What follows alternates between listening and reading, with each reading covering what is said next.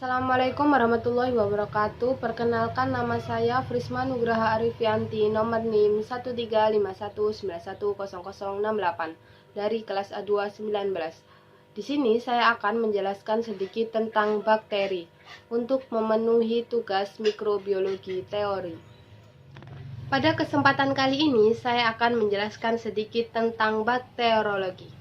Pengertian dari bakteriologi yaitu merupakan ilmu yang mempelajari tentang kehidupan dan klasifikasi bakteri, struktur anatomi sel bakteri, interaksi antar sel, cara kerja sel bakteri, dan juga tanggapan bakteri terhadap perubahan pada lingkungan hidupnya. Kenapa bakteri berperan penting dalam kehidupan manusia? Karena pada ilmu ini bermanfaat dalam pengobatan, ilmu pangan dan gizi, pada pertanian, dan juga pada industri. Struktur dasar sel bakteri. Yang pertama yaitu membran sel, yang berfungsi sebagai pengatur tempat keluar masuknya zat dalam sel, yang terdiri dari lemak dan protein.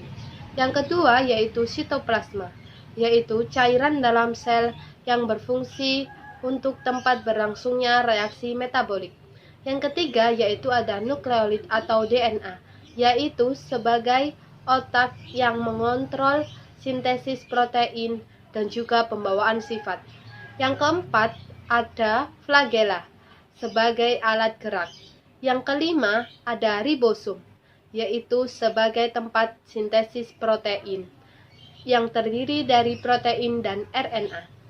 Yang keenam ada misosom sebagai tempat pemisahan dua molekul DNA dan berperan penting dalam pembuatan dinding sel baru.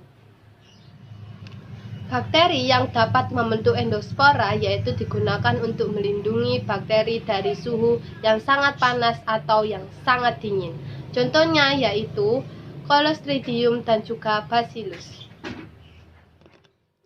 Bakteri dibagi menjadi dua, yaitu bakteri prokariot dan juga eukariot. Pada bakteri prokariot terdiri dari membran sel, ribosom, nukleolit, flagella, kapsul, dan juga sel wall. Pada bakteri eukariot terdiri dari mitokondria, ribosom, nukleolis, dan juga nukleus.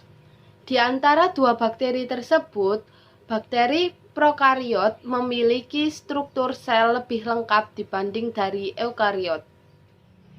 Ukuran bakteri adalah mikroskopis, yaitu hanya dapat dilihat dengan mikroskop yang memiliki diameter 1,25 mikrometer. Bakteri yaitu dibagi menjadi dua, bakteri terkecil dan juga bakteri terbesar. Bakteri terkecil yaitu Dialister pneumosintes yang memiliki ukuran panjang 0,15 sampai 0,30 mikrometer. Bakteri terbesar yaitu Spirillum voluntans yang memiliki ukuran panjang 13 sampai 15 mikrometer. Bentuk bakteri ada tiga macam. Yang pertama yaitu bakteri basil, bakteri kokus, dan juga Spirillea. Pada bakteri basil terdiri dari tiga macam, yaitu monobasil, diplobasil, dan juga streptobasil. Pada bakteri kokus terdapat empat macam, yaitu monococcus, diplococcus, streptococcus, dan juga staphylococcus.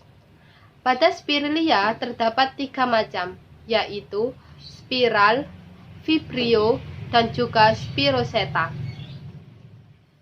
Pada perkembangbiakan bakteri yaitu dengan cara rekombinasi genetik dan membelah diri.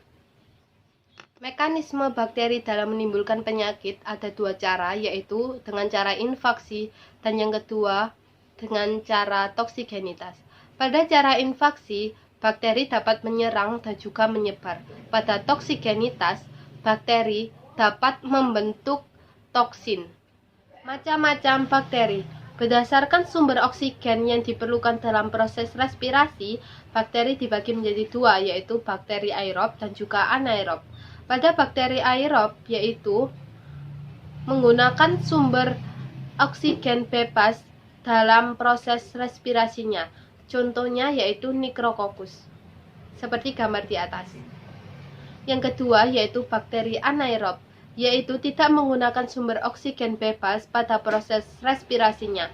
Contohnya Streptococcus lactis, seperti gambar di atas. Berdasarkan kebutuhan terhadap oksigen, bakteri dibagi menjadi 3 macam, yaitu bakteri aerob obligat, bakteri anaerob obligat, dan juga bakteri anaerob flokulatif. Pada bakteri aerob obligat, yaitu hanya dapat hidup dalam suasana mengandung oksigen. Contohnya Nitrobacter, seperti gambar di atas. Yang kedua yaitu bakteri anaerob obligat, yang bisa hidup tanpa suasana mengandung oksigen. Contohnya Clostridium titanum, seperti gambar di atas. Yang ketiga yaitu bakteri anaerob flokulatif, yang bisa hidup dengan atau tanpa oksigen. Contohnya Escherichia coli, seperti gambar di atas.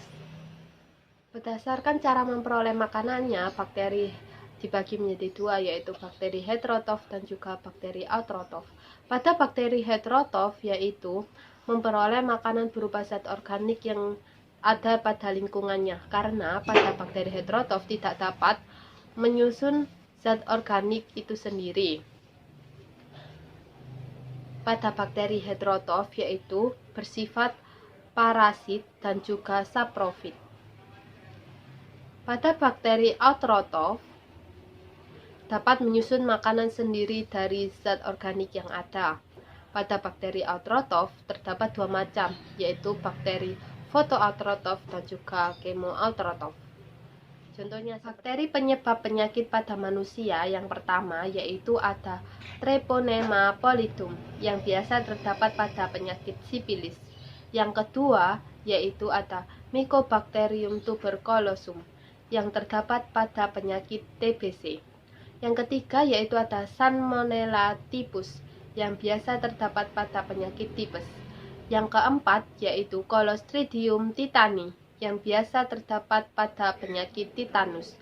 Yang kelima yaitu ada Neisseria meningitis, yang biasa terdapat pada penyakit meningitis.